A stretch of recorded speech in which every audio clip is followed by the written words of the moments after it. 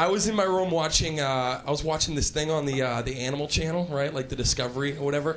That Animal Channel's crazy, man. Then that little fucking Australian dude comes out.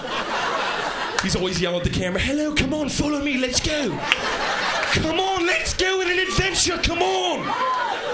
I'm in my living room putting my pants on. Where are my keys? I gotta pick this guy up. What lagoon are you in?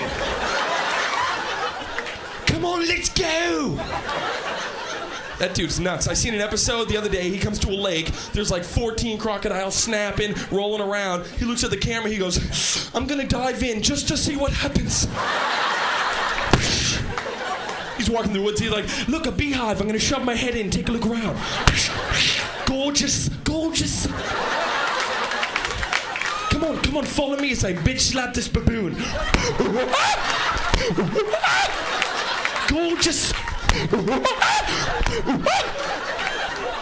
I'm gonna shove my balls in this horse's mouth and hit him with a lead pipe.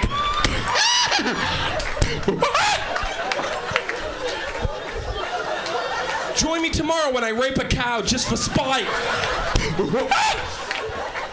Crikey. Crikey.